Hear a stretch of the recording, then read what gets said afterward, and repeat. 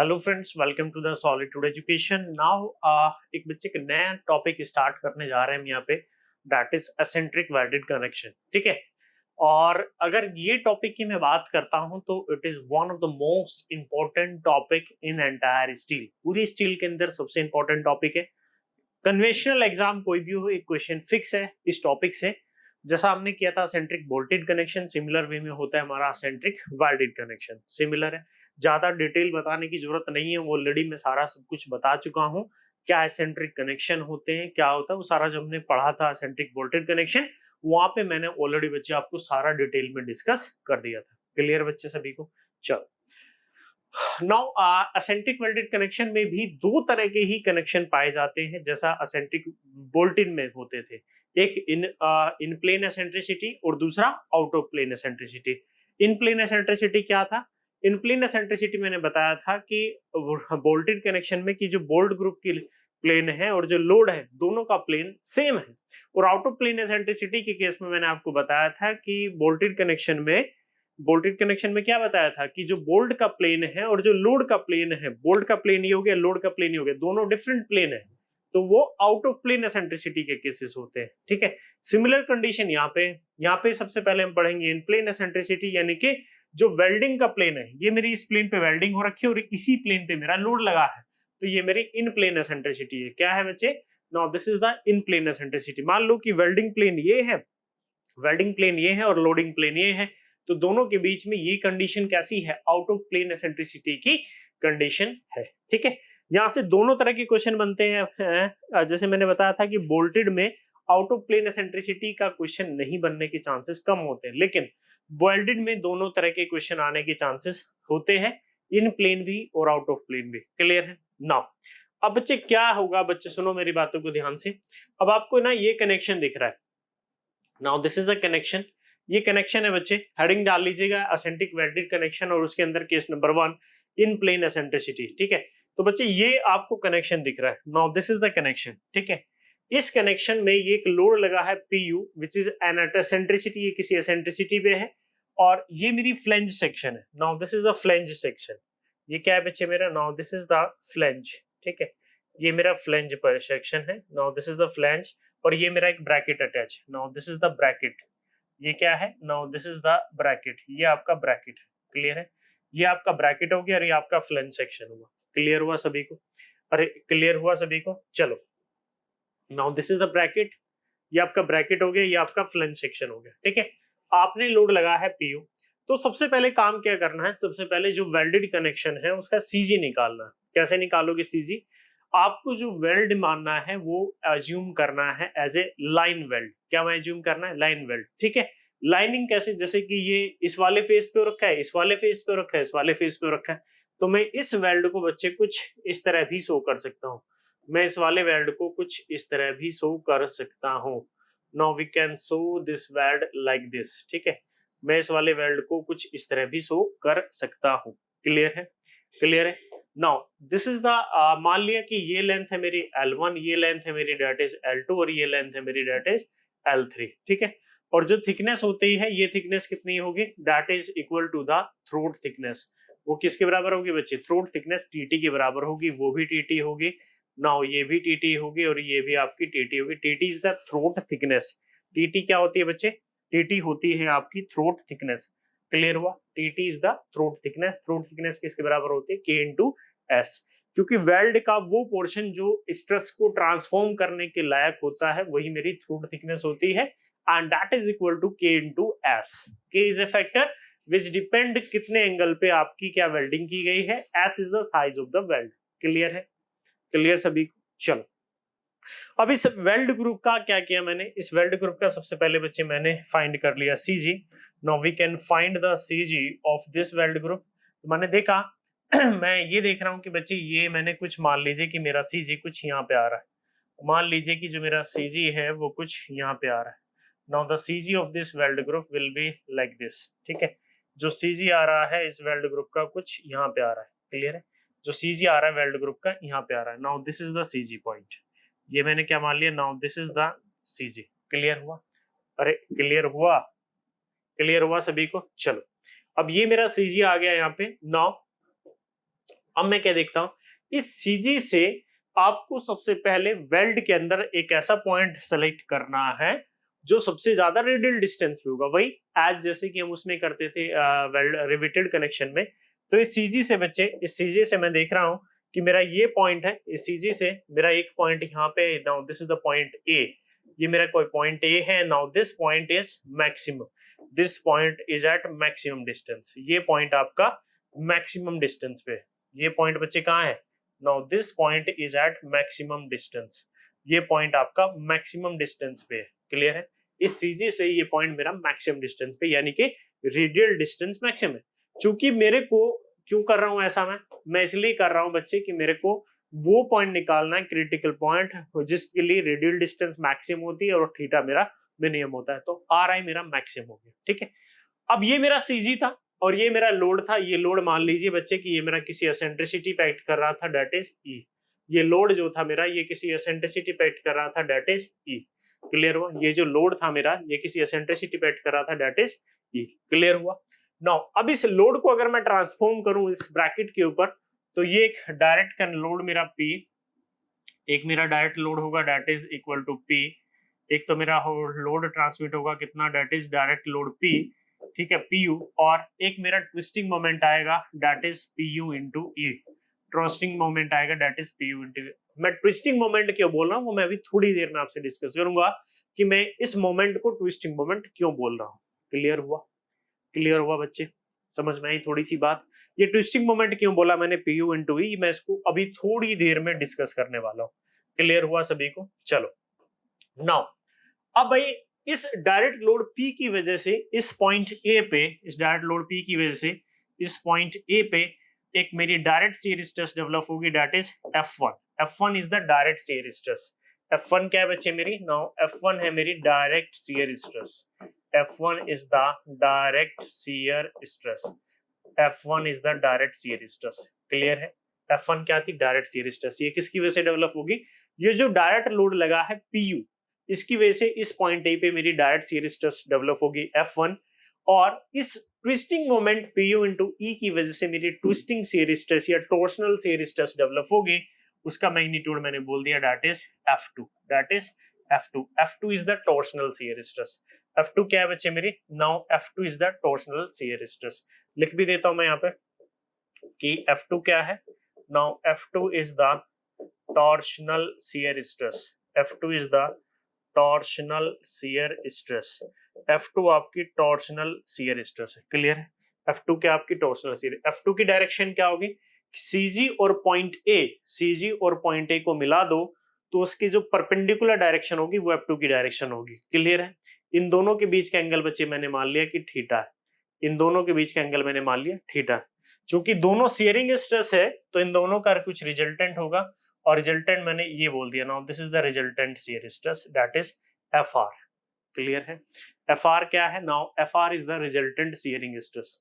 What is FR, FR हो गई मेरी, that is the resultant, FR is the resultant shearing stress. FR है आपकी रिजल्टेंट शियर स्ट्रेस। क्लियर हुआ, FR है आपकी resultant shear stress, that is this. Clear हुआ, इतनी सी बात, ठीक है, अरे समझ में आई। ऐसा अब बात ये है कि मैंने इसको टॉर्सनल शियर स्ट्रेस क्यों बोला, क्यों इसको इसलिए बोला गया है कि क्योंकि बच्चे मैंने क्या किया, ये जो वेल्ड बन रहा था, इस वेल्डिंग को, वेल्डिंग ग्रुप को मैं एक, जब मैं एनालिसिस कर रहा हूं तो मैं इसको एक सर्कुलर सेक्शन एज्यूम कर ले रहा हूं। इस वेल्डिंग सेक्शन को मैंने क्या किया, नाउ वी कैन एज्यूम कि ये जो वेल्डिंग सेक्शन है ये मेरा एक सर्कुलर सेक्शन है, ये जो वेल्डिंग सेक्शन है मेरा एक सर्कुलर सेक्शन है। नाउ दिस, और जो वेल्डिंग हो रखी है वो इसकी कुछ सरकमफेरेंस पे हो रखी है, जो इसकी वेल्डिंग हो रखी है वो इसकी कुछ सरकमफेरेंस पे हो रखी है, जो वेल्डिंग हो रखी है इसकी कुछ सरकमफेरेंस पे हो रखी है। तो जब इसमें मोमेंट आएगा, जब इसमें मोमेंट आएगा दैट इज PU इंटू ई, तो ये इसको किसकी, ये इसको लॉन्गिट्यूडनल एक्सिस के अबाउट रोटेट करने की कोशिश करेगा, और जब लॉन्गिट्यूडनल एक्सिस के अबाउट रोटेट करने की कोशिश करेगा तो उसी मोमेंट को हम ट्विस्टिंग मोमेंट बोलते हैं। क्लियर है, यानी कि मैं जब F2 की कैलकुलेशन करूंगा टॉर्सनल शियर स्ट्रेस, तो मैं इस वेल्ड ग्रुप को क्या मान लूंगा, मैं इस वेल्ड ग्रुप को एक सर्कुलर सेक्शन मान के कैलकुलेशन अपनी करूंगा। क्लियर है, समझ में आया कैसे कैसे चीजें डेवलप हो रही। पॉइंट ए ही क्यों सेलेक्ट किया बच्चे मैंने? सबसे पहला reason why we are selecting point है क्योंकि मुझे क्रिटिकल पॉइंट चाहिए। जो स्ट्रेस इस पॉइंट पे हो सकती है, हर एक पॉइंट पे वेल्ड के अंदर, इस वेल्ड के अंदर कोई भी पॉइंट सेलेक्ट ले लेना, उस पे स्ट्रेस मेरी कमी होगी इस ए पॉइंट से। क्यों? क्योंकि ये क्रिटिकल पॉइंट है। क्रिटिकल पॉइंट क्या होगा? जिसके लिए रेडियल डिस्टेंस, वेल्डिंग में आपको ध्यान रखनी है कि रेडियल डिस्टेंस मैक्सिमम होनी चाहिए। और दूसरी सेकंड कंडीशन थीटा मिनिमम होना चाहिए। ये भी आप कहते हैं कि सर ये भी पॉइंट ले सकते थे हम, we are selecting at this point, हम इस पॉइंट को भी सिलेक्ट कर सकते थे, we are selecting that point. ठीक है, मैं इस पॉइंट को भी सिलेक्ट कर सकता था, yes we can select at this point. मैं इस पॉइंट को भी सिलेक्ट कर सकता था, यानी कि ये मेरा बी पॉइंट, इस पे भी मेरी सेम कंडीशन आती, इस पे भी मेरी सेम कंडीशन आ जाती। क्लियर है? मैं इस पॉइंट बी को सिलेक्ट कर लेता और इसको भी मेरी सेम कंडीशन आती। तो मैं क्यों लूं भाई, ये ले लो या बी ले लो। ठीक है, आर आई मैक्सिमम होना चाहिए, मुझे ऐसा पॉइंट सेलेक्ट करना है जिसके लिए रेडियल डिस्टेंस मेरी मैक्सिमम हो और थीटा मेरा मिनिमम हो, थीटा मेरा मिनिमम हो। वेल्ड ग्रुप सिमेट्रिक भी हो सकता है और अनसिमेट्रिक भी हो सकता है। सिमेट्रिक होगा तो दोनों एक्सिस जहां पे कट कर रहे होंगे सिमेट्रिकल एक्सिस, वो सीजी हो जाएगा। अगर अनसिमेट्रिक होगा तो सीजी निकालना पड़ेगा। जैसे ये अनसिमेट्रिक है तो आपने क्या किया, आपने क्या कर रखा है बच्चे, आपने तो ये किया ना कि जो वेल्ड ग्रुप है ये, इसकी लेंथ ये थी, now this is the weld, ये आपका वेल्डिंग पोर्शन हो गया। Now this is the welding portion, ये बच्चे क्या था आपका वेल्डिंग पोर्शन, यही तो है आपका वेल्डिंग पोर्शन। ठीक है, इसमें ये मान ली now this is the length L1, ये आपकी लेंथ होगी that is L2 and now this is the length L3, now this is the length L3, L1 L2 and L3, ये L1 हो गया, ये L2 हो गया and now this is the L3, L1 L2 and L3। Clear हुआ? अरे clear हुआ L1 L2 L3 का? समझ में आ गई बात? ये L1 ये L2 और ये L3 समझ में आया बच्चे? चलो ठीक है, सीजी आप निकाल ही लोगे, सीजी मैं बताऊंगा जब मैं क्वेश्चन कराऊंगा तब। ठीक है, अब अगर ये resultant shear stress permissible stress से कम है, इसका मतलब कनेक्शन मेरा सेफ है। अगर ये परमिसिबल, ये रिजल्टेंट स्ट्रेस मेरी परमिसिबल स्ट्रेस से ज्यादा है, इसका मतलब मेरा कनेक्शन सेफ नहीं है। बस सीधी सी बात।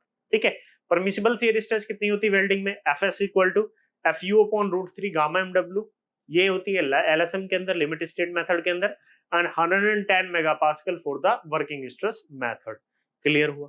समझ में आई चीजें बच्चे? थोड़ी सी चीजें, थोड़ा सा मैंने कैलिब्रेट करने की कोशिश की है कनेक्शन को।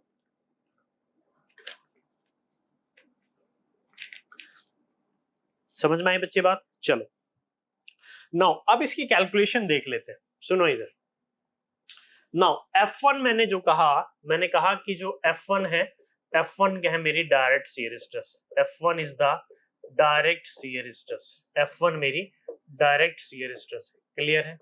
F1 क्या है मेरी बच्चे? F1 is the direct shear stress. और जो डायरेक्ट शियर स्ट्रेस F1 की वैल्यू है, जो डायरेक्ट शियर स्ट्रेस F1 की वैल्यू है, इट इज इक्वल टू क्या, उससे बराबर किसकी वजह से डेवलप होती है? Direct load PU, PU load था मेरा, no load divided by area of weld, load divided by area of weld. Clear है? ये किसके बराबर होगा? Now load divided by area of weld. ये मेरी क्या आ जाएगी? Now this is equal to F1, ये मेरी क्या आ जाएगी? F1 आ जाएगी। What is F2? F2 क्या होती है मेरी? F2 is the torsional shearing stress. F2 क्या होती है मेरी? Now F2 is the torsional shearing stress. Now F2 is the torsional shearing stress. ठीक है, F2 is the torsional shear stress. F2 आपकी टॉर्शनल शियर स्ट्रेस है। Clear है? F2 क्या है बच्चे? टॉर्शनल शियर स्ट्रेस है। टॉर्शन के लिए फॉर्मूला आपको पता है क्या होता है? T/J is equal to tau upon R। ऐसे ही होता है, यही होता है ना टॉर्शन इक्वेशन। अरे यही होती है बच्चे torsion equation. Now T is the twisting moment, that is J is the polar moment of inertia, tau is the shearing stress, और क्या है यहाँ पे? F2 divided by R। R क्या? रेडियल डिस्टेंस, और रेडियल डिस्टेंस पॉइंट A के लिए कितनी है? RI। तो बच्चे अगर मैं यहाँ से F2 की कैलकुलेशन करता हूँ, now we can calculate the F2, then it is coming out to be T/J into RI, T/J into RI. Now this is the value of F2. F2 is the torsional shear stress. What is J? J होता है बच्चे polar moment of inertia, ये सभी को पता है। J is the polar moment of inertia. J आपका polar moment of inertia होता है। जे आपका पोलर मोमेंट ऑफ इनर्शिया और किसके बराबर होता है, polar moment of inertia J. Now moment of inertia about the X axis plus moment of inertia about the Y axis. Clear है, moment of inertia about X axis plus moment of inertia about Y axis, ये सभी को पता है। What is T? T is the twisting moment. What is T बच्चे? T क्या है मेरा? टी आपका ट्विस्टिंग मोमेंट है। Now T is the twisting moment. T आपका क्या है? Now T is the twisting moment. And what is are I? Are I is the radial distance. ठीक है, आर आई क्या होती है आपकी? आर आई होती है that is the radial distance. R I is the radial distance. Clear है। What is F two? F two is the torsional shearing stress. चूंकि दोनों शियरिंग स्ट्रेस है तो मैं रिजल्टेंट शियर स्ट्रेस भी कैलकुलेट कर सकता हूं। मैं क्या कर सकता हूं बच्चे? रिजल्टेंट शियरिंग स्ट्रेस भी कैलकुलेट कर सकता हूं। Now resultant shearing stress, now resultant shearing stress. तो जो मेरी रिजल्टेंट शियरिंग स्ट्रेस होगी, रिजल्टेंट शियरिंग स्ट्रेस मेरी कितनी होगी? That is F R, it is equal to square root of दो स्ट्रेसेस हैं F1 F2 किसी एंगल थीटा पे है, तो जो रिजल्टेंट शियरिंग स्ट्रेस होगी F R equal to F1 square plus F2 square plus 2F1 F2 2F1 F2 cos theta, यही होगी value. Now resultant shearing stress जो होगी मेरी that is F R equal to F1 square plus F2 square plus 2F1 F2 cos theta, ये बच्चे मेरी होगी this is the resultant shearing stress. ये क्या होगी मेरी? Resultant shearing stress. अगर ये रिजल्टिंग शियरिंग स्ट्रेस मेरी लेस देन इक्वल टू है Fs, Fs is the permissible shearing stress. What is Fs? Fs होती है बच्चे आपकी permissible shearing stress. Fs is the permissible shearing stress. Fs आपकी permissible shearing stress है। Clear है? What is Fs? Fs is the permissible shearing stress. ठीक है, permissible shearing stress. और जो मेरी परमिसिबल शियरिंग स्ट्रेस होती है that is Fs, it is equal to Fu upon root three into gamma mw। Now ये जो मेरी परमिसिबल शियरिंग स्ट्रेस होती है ये होती है मेरी LSM, लिमिट स्टेट मेथड के अंदर। किसके अंदर होती है? Limit state. Fu is the ultimate stress, सबको पता है Fu क्या होती है बच्चे? Now Fu is the ultimate stress. Fu is the ultimate stress for weld. ठीक है, अल्टीमेट स्ट्रेस फॉर वेल्ड। और वेल्ड के लिए अल्टीमेट स्ट्रेस कितनी होती है? 410 मेगा पास्कल। कितनी होती है? 410 मेगा पास्कल। क्लियर है? What is gamma MW? Gamma MW is the partial safety factor. ठीक है, gamma MW is the partial safety factor. ठीक है, gamma MW is the partial safety factor. और जो गामा एमडब्ल्यू की वैल्यू होती है, जो गामा एमडब्ल्यू की वैल्यू होती है, now gamma mw it is of 1.25 for the 1.25 होती है किसके लिए? now for soap welding। ठीक है, for soap welding। अगर मुझे soap welding यानी कि वर्कशॉप में अगर वेल्डिंग कर रहा हूं तो 1.25, और गामा mw की वैल्यू बच्चे होती है 1.50 अगर मैं साइट वेल्डिंग कर रहा हूं। अगर मैं क्या कर रहा हूं? We done the welding at site, यानी कि साइट वेल्डिंग। क्लियर है? ये बात ध्यान रखना, क्वेश्चन में पढ़ लेना, वर्कशॉप वेल्डिंग या सोप वेल्डिंग बोल रहा है या फिर साइट वेल्डिंग। अगर मैं वेल्डिंग साइट पे कर रहा हूं तो 1.50 लेना है पार्शियल फैक्टर ऑफ सेफ्टी, और अगर मैं वर्कशॉप में कर हूं तो 1.25 लेनी है वैल्यू। क्लियर है? क्लियर है वैल्यू? जो परमिसिबल स्ट्रेस थी ये थी मेरी LSM के अंदर। नाउ अगर मैं WSM के अंदर लेता हूं, नाउ WSM के अंदर लेता हूं तो जो मेरी परमिसिबल स्ट्रेस होती है FS, it is equal to 110 mega pascal. ये किसके अंदर होती है? Now that will be in WSM, working stress method. ये वर्किंग स्ट्रेस मेथड के अंदर कितनी होती है? 110 मेगा पास्कल होती है। 110 मेगा पास्कल WSM के अंदर, और LSM के अंदर कितनी होती है? LSM के अंदर होती है बच्चे Fu upon root 3 gamma mw। Clear है? ये LSM के अंदर होती है। समझ में आया? Now this value and now this is the value. Clear हुआ? अरे क्लियर हुआ? चलो ठीक है बच्चे।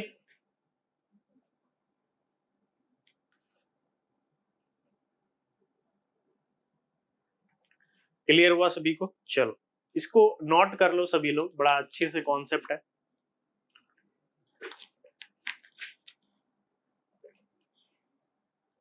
बड़ा अच्छा कॉन्सेप्ट बनता है, यहाँ से अच्छा सवाल भी बनता है। अच्छे अच्छे सवाल जब हम करेंगे तो यहाँ से काफी चीजें क्लियर होंगी आपकी।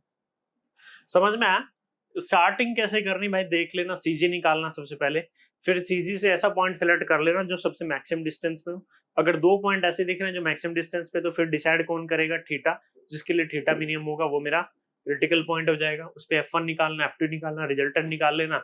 लेस देन अगर परमिसिबल से है तो अच्छी बात है, और नहीं तो अदरवाइज कनेक्शन आपका फेल कर जाएगा। क्लियर है? क्लियर है? जैसे यहाँ पे मैंने बताया था आपको, नाउ मैंने बताया था कि यहाँ से अगर ये रिजल्टेंट शेयरिंग स्ट्रेस, ये रिजल्टेंट शेयरिंग स्ट्रेस एलएसएम में इससे कम है, ठीक है, किससे कम है, परमिसिबल शेयरिंग स्ट्रेस से कम है, तो ये क्या है, सेफ। क्या है बच्चे, सेफ। अगर नहीं है तो वो क्या कर जाएगा, now that will B fail, वो क्या कर जाएगा, आपका फेल कर जाएगा। क्लियर है? Now you can note down, आप बच्चे इसको नोट कर सकते हो। Now you can note down, आप इसको नोट कर सकते हो यहां तक।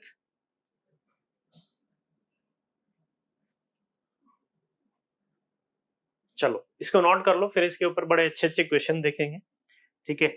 इसको नोट कीजिए आप लोग, you can note down this. पहले इतना पोर्शन नोट कीजिएगा, you have to note down this portion, कर लिया note, and after that you have to note down this, ठीक है। उसके बाद ये वाला पोर्शन बच्चे नोट कर लेना, ठीक है, पोज करके नोट कर लिया करो यार, and then you have to note down this, ठीक है, and after that you have to note down this. उसके बाद ये वाला पोर्शन आप नोट कर लीजिएगा, ठीक है बच्चों। चलो इसको नोट करो, फिर मिलते हैं नेक्स्ट लेक्चर में नेक्स्ट टॉपिक के साथ। Okay, thank you.